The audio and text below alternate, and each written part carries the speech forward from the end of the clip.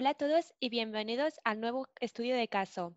Cáncer de mama hereditario, más allá del BRCA1 y BRCA2. En el webinar de hoy tenemos con nosotros a la doctora Diana Torres. Es genetista molecular con un doctorado y postdoctorado en el Centro Alemán de Investigación de Cáncer, DKFZ, en Heidelberg, Alemania. Actualmente es asesora científica y comercial de Centogene y de sus distribuidores en la región andina y América Central. Además, es profesora en la Pontificia Universidad Javeriana en Bogotá, Colombia. Durante el webinar de hoy discutirán los siguientes temas: cáncer de mama, generalidades, cáncer de mama hereditario y cáncer de mama hereditario, variaciones en el riesgo. Si tienen alguna pregunta, la pueden escribir en el chat de preguntas y respuestas y la responderemos al final de la presentación. Este webinar promete ser muy interesante, así que empezamos. Adelante, Diana. Ujú. Elizabeth, muchas gracias por la introducción y gracias a todas las personas que hoy nos acompañan. Em, Hoy les voy a hablar de generalidades del cáncer de mama, específicamente del cáncer de mama hereditario y de las variaciones en el riesgo por la identificación de variantes patogénicas y probablemente patogénicas en genes diferentes a BRCA1 y BRCA2. Revisaremos también una publicación del año pasado, el 2019, que fue realizada por Centogen en colaboración con la Universidad de Tübingen, en donde se quiso evaluar la coexistencia de variantes patogénicas en genes BRCA1 junto con variantes patogénicas en genes involucrados en diferentes vías de reparación del ADN y su posible impacto en la edad de diagnóstico del cáncer de mama. Entonces vamos a empezar por generalidades del cáncer de mama. Sabemos que el cáncer de mama es la malignidad más frecuente en mujeres a nivel mundial, es un problema de salud pública global. La incidencia mundial se ha ido incrementando considerablemente, decimos que el aumento ha sido aproximadamente de un 3%, 3,1% anual. En 1980 se habían identificado 641.000 casos. En el 2018, de acuerdo a los reportes de Globocan, 2,1 millones de personas habían sido diagnosticadas, lo que quiere decir que si miramos en detalle, casi que se está diagnosticando una paciente cada 18 segundos. Es una enfermedad que puede ser curable en un 70 a un 80% de los pacientes si son diagnosticadas en etapas tempranas de la enfermedad. Esto quiere decir cuando el cáncer está contenido en la mama o solo se ha diseminado a ganglios linfáticos axilares. Pero por el contrario, cuando nosotros nos enfrentamos a la enfermedad avanzada o metastásica, no se considera curable, o por lo menos hoy en día con las opciones terapéuticas que tenemos disponibles actualmente. A nivel molecular es una enfermedad heterogénea. Esto quiere decir que demanda un manejo multidisciplinario. Cada vez vemos más la necesidad de médicos genetistas enfocados principalmente al área molecular oncogénica para poder proporcionar las consejerías genéticas más adecuadas para estos pacientes.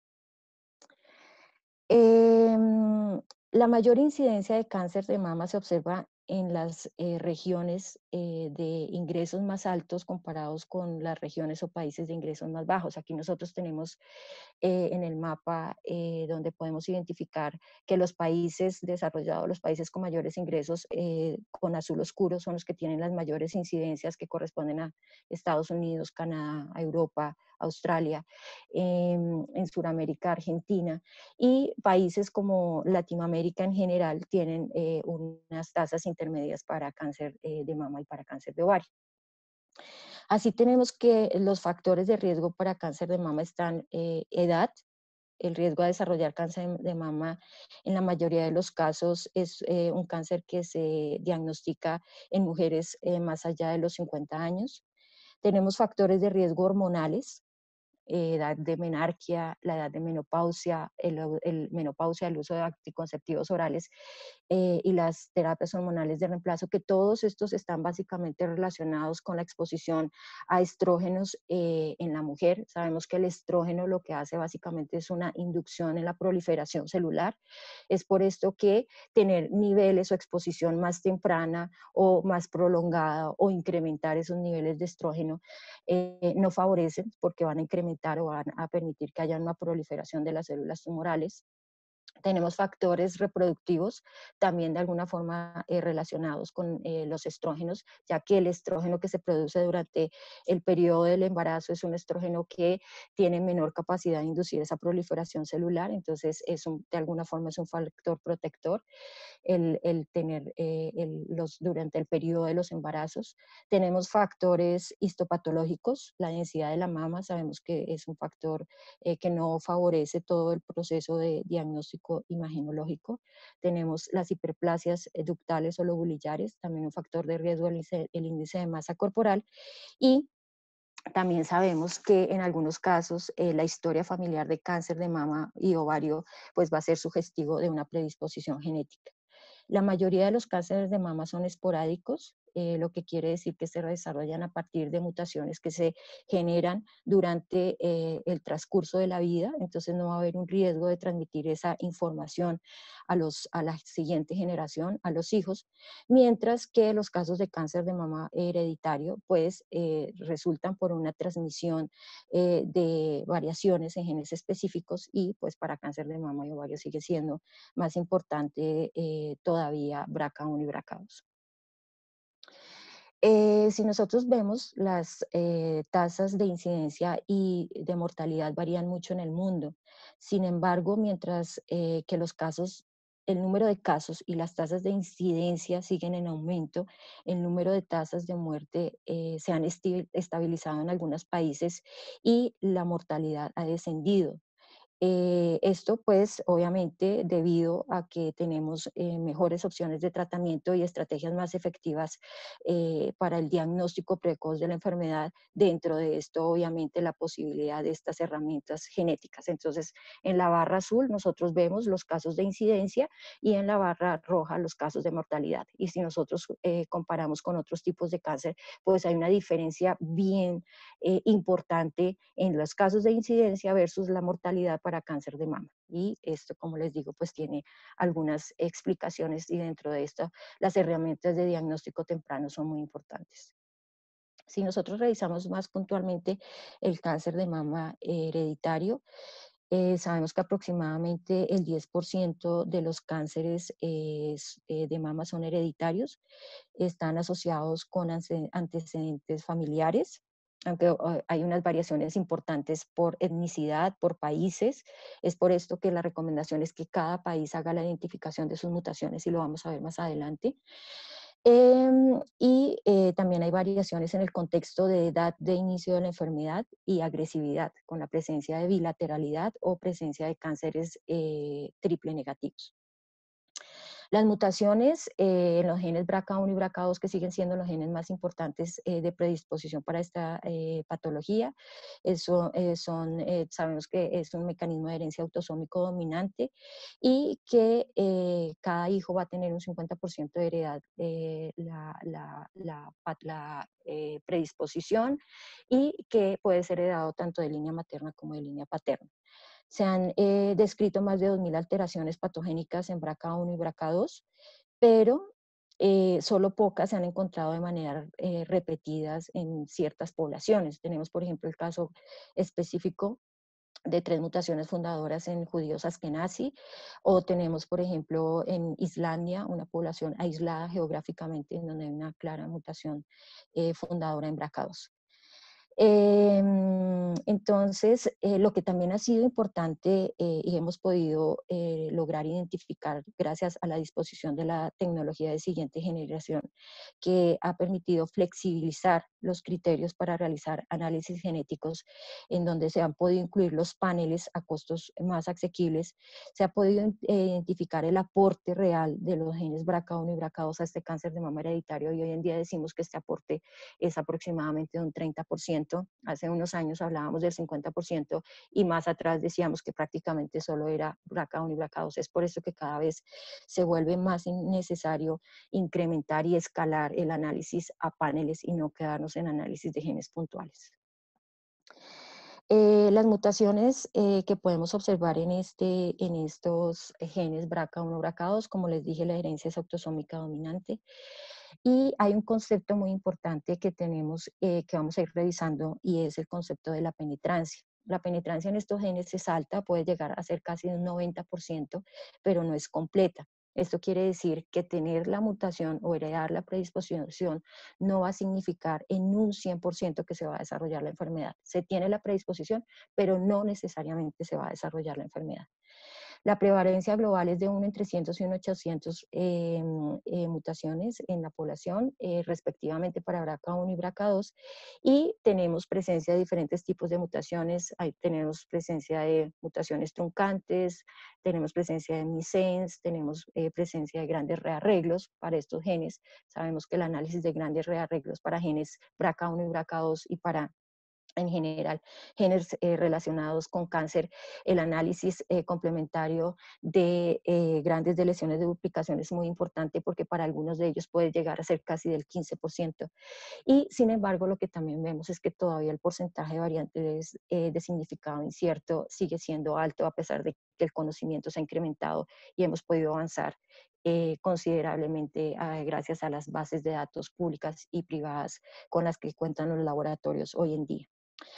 Si revisamos un poquito BRCA1 y BRCA2 puntualmente, entonces lo que podemos ver es que son genes complejos, no son genes que fueron, por ejemplo, cuando solamente teníamos la disponibilidad de la secuenciación Sanger, poder realizar el análisis de estos genes tomaba mucho tiempo y se requerían estrategias diferentes para poder cubrirlos en su totalidad. Y lo más importante también es saber que son genes que ejercen su función a través de interacción con otras proteínas, por lo que la integridad es fundamental para poder intervenir correctamente en los diferentes procesos en los que ellos están involucrados. Aquí nosotros en la parte inferior de la gráfica lo que tenemos son las dos proteínas BRCA1 y BRCA2 y los diferentes sitios de acción que ellos tienen, los diferentes sitios de interacción con otras proteínas para poder ejercer sus funciones. Y si nos damos cuenta, desde el comienzo hasta el final, hay sitios que pueden ser fundamentales para un tipo específico de actividad. Adicionalmente, son proteínas que requieren activación post-transcripcional mediante fosforilación. Entonces, si estos sitios de fosforilación se pierden, pues también podemos perder por completo la actividad de la proteína, vamos a perder por completo su función. Entonces, realmente requerimos que para que puedan en general realizar sus funciones estar íntegras y, como les digo, y como les estaba comentando, pues esta función las ejercen principalmente a través de interacción con otras proteínas. Son muchas las funciones que ejercen estos genes, pero principalmente se pueden resumir en que están involucradas en el control del ciclo celular. Ellas hacen parte de los checkpoints, están reguladas en la reparación del DNA, también tiene que ver con la regulación transcripcional de otros genes, tiene que ver con la degradación protosomal a través de la ubiquitinización, tiene que ver con apoptosis y todos estos mecanismos son fundamentales para que no se desarrolle cáncer. Si ellas están funcionando correctamente, pues entonces vamos a poder realmente tener estos puntos críticos controlados que pueden en un momento dado, si no es así, pues llegar a desarrollarse cáncer. Ellas pueden tener roles nucleares y pueden tener roles citoplasmáticos. Esos roles nucleares principalmente están dados por su capacidad de interactuar directamente con el DNA y los roles citoplasmáticos implican pues que estas proteínas se tienen que desplazar desde el núcleo y salir al citoplasma. Entonces son proteínas muy importantes que están involucrados en muchos procesos y esto explica por qué en un momento dado el hecho de no poder que ellas estén ejerciendo su función, pues tenemos un riesgo incrementado a cáncer.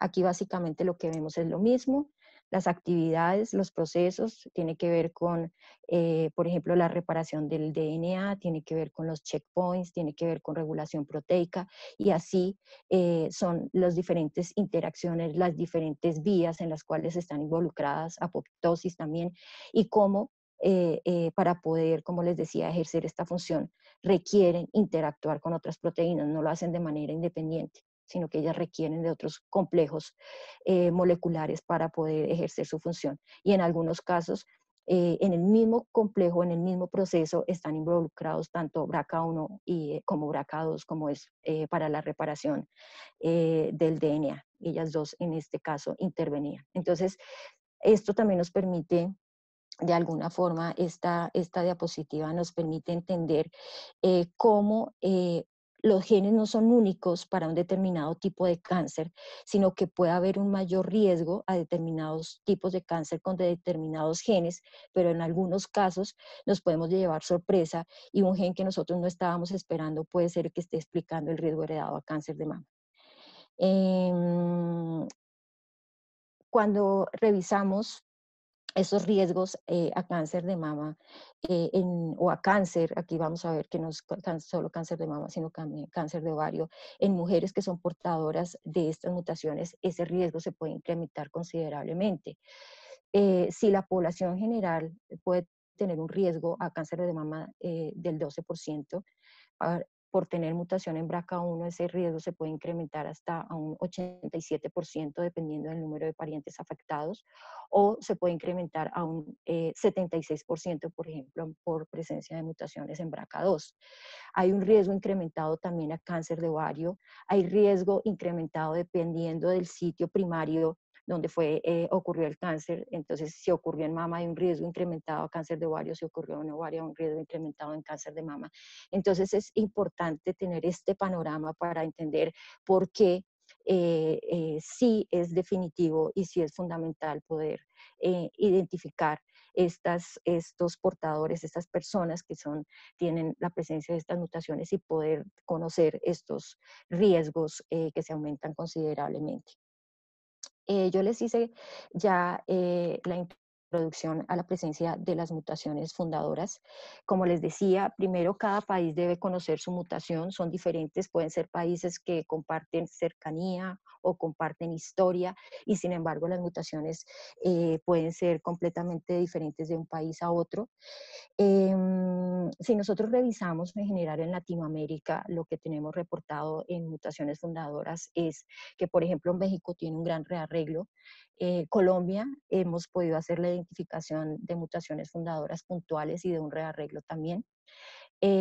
Países como Chile, como Perú, Argentina, Brasil, Costa Rica también han identificado mutaciones recurrentes, altamente recurrentes o mutaciones fundadoras. Y también tenemos un estudio publicado en donde se analizaron hispanos residentes en el sur de California. Y lo que nosotros podemos ver de manera general, si revisamos puntualmente estas mutaciones, es que países, por ejemplo, como Colombia, eh, Perú también reporta una incidencia de mutaciones fundadoras altamente recurrentes que fueron previamente descritas en países como España y como Portugal. Y esto podría obviamente estar explicado por el proceso de colonización, en donde lo que ocurrió básicamente fue que hubo un desplazamiento de un grupo poblacional de estos países que llegaron a nuestros países y hubo una expansión clonal de estas mutaciones. Brasil también tiene una mutación fundadora que corresponde o que ha sido previamente descrita en Portugal. Y si miramos hacia el sur, hacia países como Argentina y como Chile, vemos una alta incidencia de mutaciones fundadoras que corresponden a las mutaciones fundadoras de los judíos askenazí. Esto estaría explicado por esa migración que ocurrió de los judíos durante la Segunda Guerra Mundial a países como Argentina y Chile. Entonces, esto también nos permite la identificación de las mutaciones específicas de cada país, permite entender la historia y nos permite también ver procesos de migración y poder conocer el origen de esas mutaciones específicas que están explicando el riesgo para cada uno de nuestros países. Entonces, ¿por qué es tan importante conocer el componente genético heredado para cáncer de mama? Primero, porque se pueden conocer los riesgos para otros tipos de cáncer asociados a la misma mutación.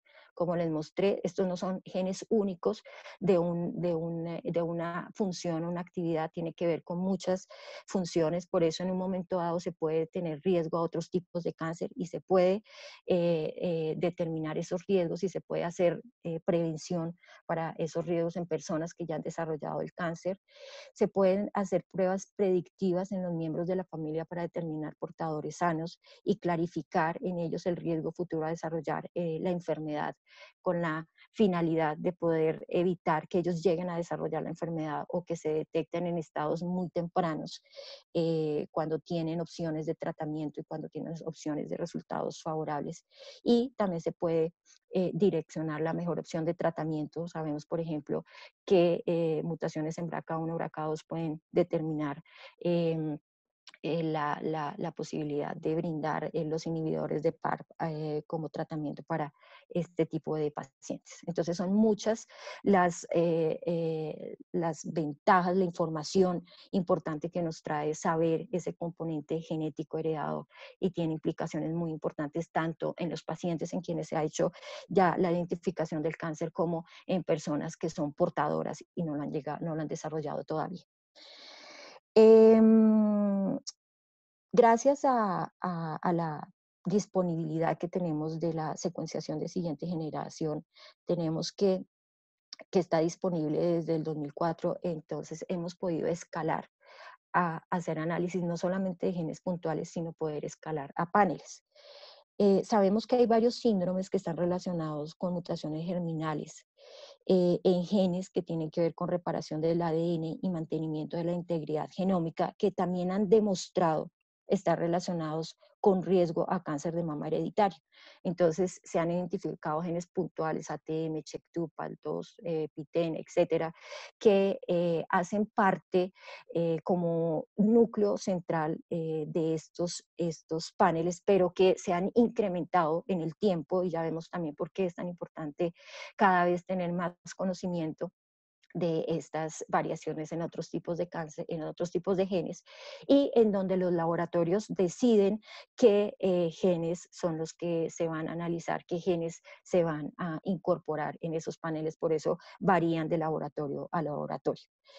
En general, estos paneles están indicados para pacientes con tumores de mama y ovarios en crónicos o metacrónicos, cuando hay un diagnóstico muy temprano, pacientes menores de 35 años, en mujeres que padecen cáncer de mama bilateral o triple negativo antes de los 50 años, que sabemos que es un cáncer, son cánceres de mayor agresividad, cuando hay diagnóstico de cáncer de ovario epitelial, o cuando hay una historia familiar que sugiere la presencia de cáncer de mama o cáncer de ovario hereditario.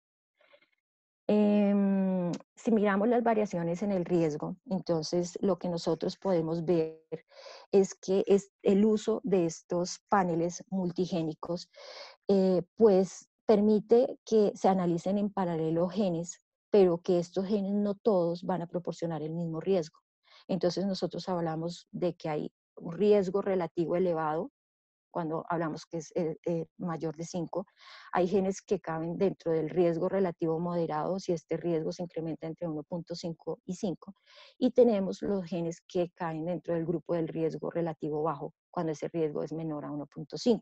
Esto es lo mismo que se conoce como los genes de alta penetrancia, penetrancia moderada y baja penetrancia. Y la recomendación general, lo que nos dicen es que para los genes de riesgo elevado, por ejemplo, como BRCA1 y BRCA2, la recomendación es que una vez que se identifican estas mutaciones, hay que tomar medidas tanto en el paciente, ya sea como las terapias de tamoxifeno, las cirugías profilácticas, lo que esté indicado para cada paciente, pero hay que tomar medidas tanto en el paciente como en el entorno familiar, en esos portadores sanos que están en los cuales se identificó la mutación. Entonces, es unas genes que pueden impactar de manera importante el paciente y el portador, por tanto, hay que tomar medidas tanto en el paciente como en el portador. Cuando tenemos las variaciones o las mutaciones en los genes de riesgo moderado, la recomendación es que las medidas de acción solo se toman en el paciente afectado, pero no en el entorno familiar. En el entorno familiar portador, ahí es que hacer un seguimiento cuidadoso en el tiempo. Y la recomendación para los genes de bajo riesgo es no tomar medidas de acción ni en el paciente afectado ni en el entorno familiar, sino que hacer un seguimiento cuidadoso en ambos, ya que estas variantes podrían tratarse de modificadores de genes de alta penetrancia.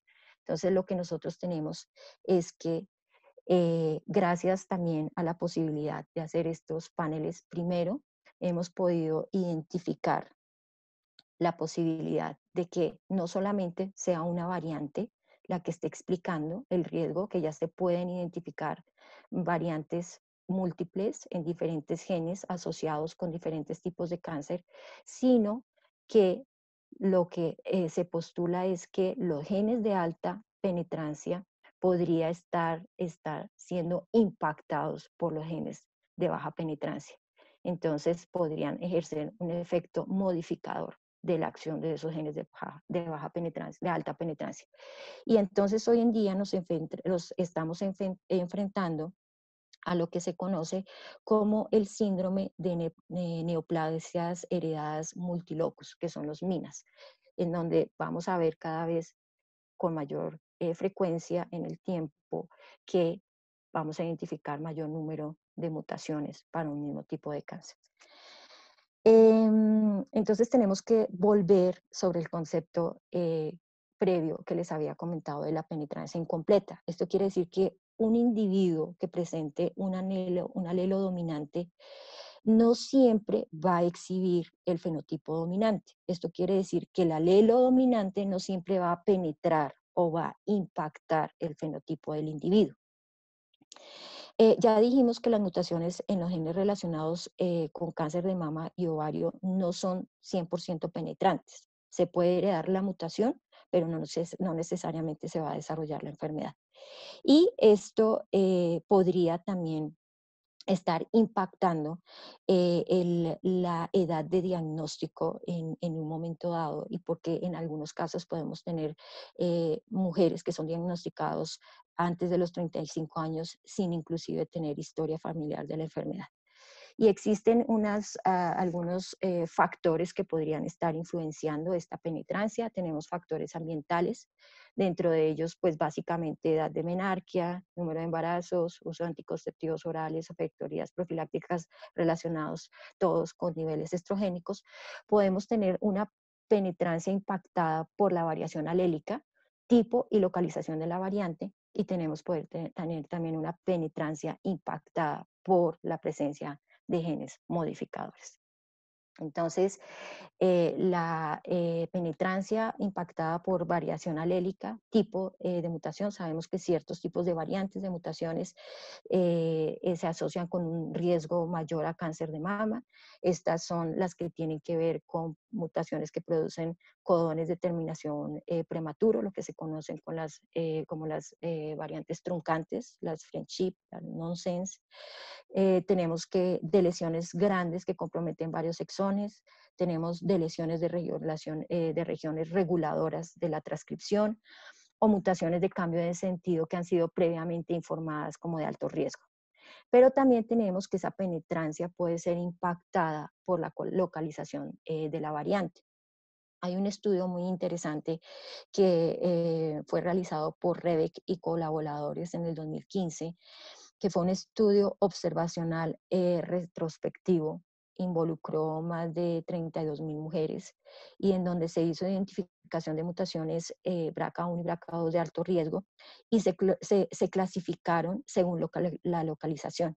Entonces, lo que se vio es que hay unas regiones que se asocian con un riesgo comparativamente mayor a cáncer de mama, que se conocen como las BCCR, Breast Cancer Cluster Regions, y hay otras regiones que se asocian comparativamente con un mayor riesgo a cáncer de ovario, que es lo que se conoce como la OCCR, o el Ovarian Cancer Cluster Regions. Entonces, lo que se pudo identificar de manera general es que en el BRCA1 se identificaron 3 regiones BCCR con mayor riesgo a cáncer de mama y una región central de OCSR con mayor riesgo a cáncer de ovario. Y en BRCA2 se identificaron 4 regiones para mayor riesgo a cáncer de mama y una región, 2 regiones centrales con mayor riesgo a cáncer de ovario. Entonces, a la vista, estos resultados lo que dejan ver es que a pesar de que se tratan de proteínas diferentes, están muy relacionadas. Existe un patrón similar en donde la región central, que corresponde principalmente al exón 11, tiene una mayor predisposición o está más relacionado con una predisposición a cáncer de ovario comparado con las regiones flanqueantes en los extremos aminoterminal y carboxiterminal, en donde se encuentran los clúster para mayor predisposición a cáncer de mama. A pesar de que hay una similitud, entonces esta similitud en cuanto a estructura y función en ambos genes quizás podría ser explicada por un origen evolutivo común. Y como vemos, esta variación en la localización también en un momento dado puede impactar la penetrancia. Teniendo en cuenta pues esta información, Centogen quiso evaluar la coexistencia de variantes patogénicas en genes BRCA1 junto con variantes truncantes en genes involucrados en diferentes vías de reparación del ADN y su posible relación con cáncer de mama de aparición temprana. Este es un trabajo que se publicó el año pasado, BMC Cancer, la revista, en donde participaron varios autores y básicamente lo que se realizó fue, o lo que se quería determinar, era el riesgo de vida por mutaciones en los genes BRCA1 y BRCA2 para cáncer de mama. Sabemos que varía entre las familias e incluso dentro de las personas afectadas de la misma familia. La causa de esta variabilidad en gran medida es desconocida, pero se presume que hay factores genéticos adicionales que pueden impactar o contribuir en esas diferencias, como por ejemplo en edad de inicio de la enfermedad. Y el objetivo de este trabajo fue evaluar si variantes truncantes en otros genes diferentes a BRCA1 que hacen parte de vías de reparación del ADN contribuyen a este fenómeno. Se analizaron en total 133 pacientes, se clasificaron, tuvieron 2 grupos. El grupo de edad de inicio de la enfermedad, que fueron pacientes diagnosticadas antes de los 35 años, y el grupo control, que eran pacientes o mujeres portadoras de mutación también en BRCA1, mutaciones truncantes, pero que a los 60 años de edad no habían todavía desarrollado el cáncer.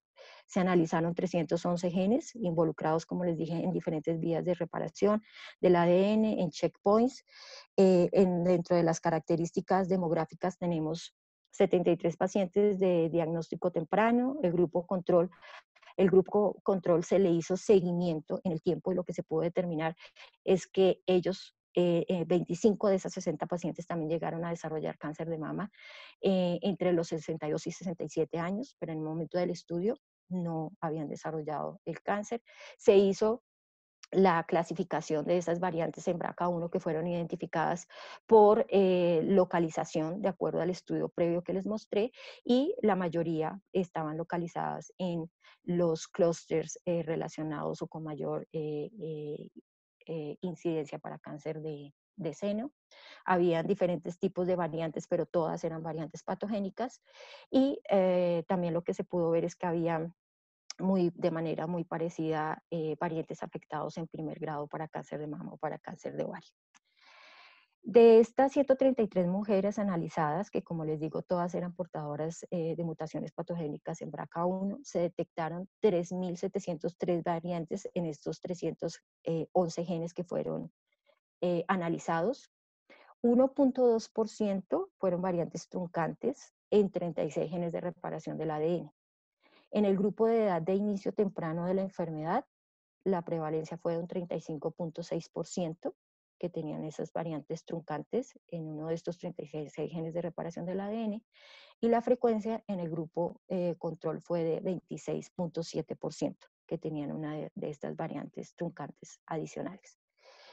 Nosotros sabemos que BRCA1 y BRCA2 tiene que ver con la reparación del ADN, principalmente con la reparación homóloga, pero las mutaciones adicionales que se encontraron fue 30,6% en genes que tienen que ver con la reparación del rompimiento de la cadena sencilla, 30,6%, un porcentaje igual en genes que tienen que ver con reparación del rompimiento de la cadena doble y un 11,1% de genes que tenían que ver con checkpoints.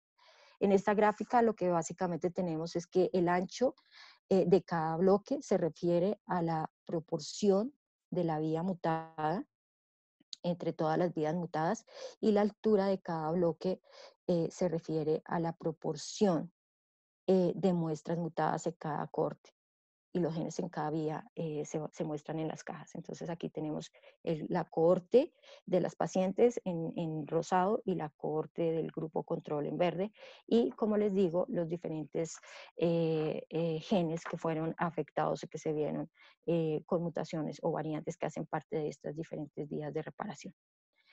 Entonces, las conclusiones es que básicamente estos análisis de GWAS han identificado los modificadores de la penetrancia de variantes patogénicas en los genes BRCA1 y BRCA2 y su relación con edad de inicio de la enfermedad.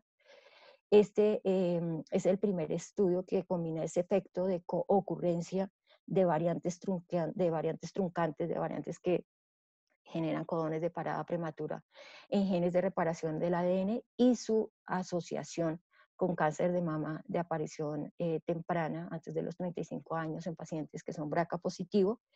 El odds ratio observado en este estudio indica un efecto potencial de coocurrencia de esas variantes truncantes en genes de reparación de ADN y variantes patogénicas en el gen BRCA1 con cáncer de mama de inicio temprano. Entonces, se recomienda considerar que en algunos pacientes un síndrome de neoplasias heredadas multilocus podría ser la explicación al riesgo heredado a cáncer de mama. Muchísimas gracias. Esto era lo que les quería compartir hoy y me Mu- gustaría escuchar sus preguntas. Muchas gracias, Diana, por compartir con nosotros tu conocimiento y esta presentación. Vamos a empezar con el turno de preguntas. La primera que nos llega nos preguntan, ¿está recomendada informar las VUS en los reportes genéticos? Sí, las BUS añaden un alto grado de incertidumbre en los resultados genéticos. Sin embargo, la recomendación es que estas variables sean reportadas desde que todavía pueden ser reclasificadas en el tiempo y porque además existen evidencias, tanto directas como indirectas, que en algún momento pueden ayudar a catalogar esas variantes. Esas evidencias pueden ser, por ejemplo, las proyecciones in silico, los modelamientos computacionales, o pueden ser las frecuencias alélicas, o pueden ser las evidencias de cosegregación de esas variantes con la enfermedad. Entonces, sí, la recomendación es reportarlas, tener el conocimiento, porque hace parte de esa información y como vemos cada vez más tenemos información, conocimiento que se viene proporcionando y ese nuevo conocimiento es el que nos va a permitir también interpretar y reclasificar esas variantes. Otra pregunta nos preguntan, ¿por qué no se realizan análisis de deleciones, duplicaciones en paneles de genes mediante MLPA? Bueno, la técnica de MLPA es una técnica primero costosa, es una técnica que ha sido desarrollada en Holanda y es una técnica que está disponible para muchos genes, pero no para todos los genes. Entonces, definitivamente sí es la mejor técnica que tenemos para análisis de deleciones, duplicaciones en genes en general, pero primero, como no está disponible para todos y como tiene costos tan altos, cuando nosotros estamos haciendo análisis de paneles, pues no podríamos realmente, casi que serían impagables. Entonces, esta es la razón por la cual hoy en día las herramientas bioinformáticas como los copy number variants nos permiten acceder a este tipo de análisis y se complementan con la técnica de MLPA cuando hay que hacer confirmación y cuando está disponible, o con qPCR cuando no está disponible el MLPA para un gen específico. Aquí tenemos una pregunta. Luis Leonardo Flores nos pregunta, ¿los resultados de los laboratorios los que solicita sus pruebas incluye el sitio de variante y su reporte con clúster de ovario a mama. ¿Usa usted su práctica el término previo? No, normalmente los reportes no incluyen esta información de estar localizado en un clúster relacionado más o menos con cáncer de mama de ovario, porque esto lo que nos está diciendo es, esta información pues nos proporciona esa posibilidad de poder tener claro, pero nosotros no podemos encajonar una mutación a que por estar localizado en este clúster va a ser o se va a comportar de esa manera exactamente. Por eso es que hay una correlación, son estudios de investigación, nos aportan información, pero no se podrían incluir dentro de los reportes como tal. David Dávila nos pregunta, ¿con qué frecuencia se deben revalorar las BUS en busca de que hayan sido reclasificadas como patológicas o no patológicas? Eso es un proceso que los laboratorios realizan permanentemente, realizan constantemente. Lo que no sabemos es en qué momento se puede reclasificar la variante. Nosotros no tenemos el conocimiento del tiempo en el cual vamos a poder decir esta variante, por la información que se tiene nueva, ya deja de ser una variante de significado incierto y se convierte en una variante patogénica o benigna. Entonces, una actividad que todo laboratorio debe realizar frecuentemente y que se debe informar inmediatamente, se reclasifica la variante. Se debe contactar el médico y se le puede traer la información de la reclasificación. Pero todo el tiempo se debe estar reclasificando las variantes. Norma Serrano nos pregunta cuál sería la recomendación de estudios moleculares para pacientes hombres con cáncer de mama y sus familiares. Pues aquí también sabemos que BRCA1 y BRCA2, mutaciones en BRCA1 y BRCA2 pueden dar predisposición para cáncer de mama, principalmente BRCA2 para cáncer de mama en hombres y sus familiares, pero como les digo, pues cada vez la recomendación es más de realizar paneles más que solo análisis de genes puntuales. Una vez identificada una mutación patogénica en una familia, pues la recomendación es ir a revisar, analizar esa mutación puntual en el entorno familiar. Em, Jaime López dice, sugiere para búsqueda de cáncer de mama hereditario paneles, WES o GWAS. La recomendación sigue siendo iniciar por paneles. Los paneles son más específicos, tienen una mayor profundidad, por eso la recomendación para cáncer sigue siendo empezar por paneles. Pero una vez no se logra la identificación de una mutación en un panel, la recomendación no es seguir caminando en paneles, sino escalar a WES. David Dávila nos dice, en el caso de variantes patogénicas de penetrancia incompleta, ¿cuáles son las recomendaciones de llevar asesoramiento genético en una intervención tanatológica por duelo o en el posible diagnóstico? Eh, en general, como les dije, todas las variantes para cáncer, básicamente para cáncer de mama y ovario, son de penetrancia incompleta. Y es por eso la consejería genética es importante, no solamente cuando viene el resultado, sino antes de realizar el análisis, porque hay que proporcionar toda esta información al paciente previa al análisis, de tal manera que él sabe y tiene conocimiento de que de que se pueden identificar, por ejemplo, las variables de significado incierto, de que la penetrancia no es completa. Toda esta información se debe dar al paciente antes de realizar la prueba para que él decida si en ese contexto todavía está dispuesto a someterse a una de estas pruebas o no. Sonia Margarit nos dice, podemos utilizar esta información de variantes en genes modificadores en modelos de riesgos poligénicos en poblaciones latinoamericanas. Normalmente los modelos existen, esos modelos ya tienen unos lineamientos que no se pueden variar. Esta información de los genes modificadores es una información reciente, es una información que está surgiendo, entonces todavía no hay mucha certeza de cuáles son y cómo es que ejercen esa función de ser genes modificadores. Se está incursionando en ese campo, entonces todavía hay que ir de manera cautelosa con esa información. Judith Sanz nos dice, ¿hay evidencia para poder usar la localización de la variante BRCA para ayudar a decidir en cirugías reductoras de riesgo, tanto contralateral como mastectomía delante de tumerectomía?